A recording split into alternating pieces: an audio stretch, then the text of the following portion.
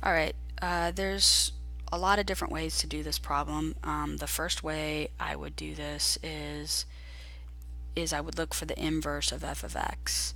So I am subtracting 2, I then divide by 2, and then I take the cube root.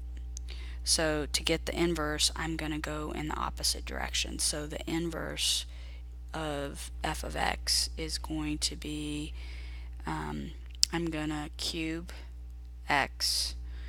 Instead of dividing by 2, I'm going to multiply by 2, and then I'm going to add 2.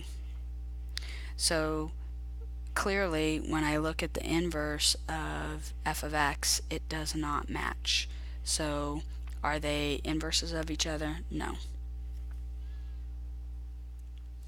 not inverses. Now, you could have also looked at h of x, and you could have said, okay, for h of x, I'm going to add 2. So I'm adding 2.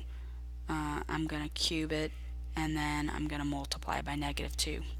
So then the inverse of this is I'm going to, instead of, let's see, I said multiply by negative 2, I'm going to divide by negative 2. And then instead of doing cubing it, I'm going to take the cube root of that, and then I'm going to subtract 2.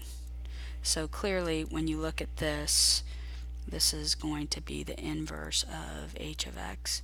You can clearly see that f of x is not the same thing. It's close, but not quite there.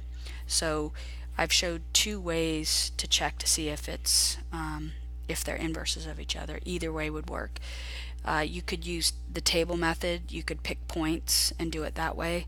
That's a little bit more work, I think. You could also substitute for x and y and do it that way. So there's 3 different ways to do this, and you have some options.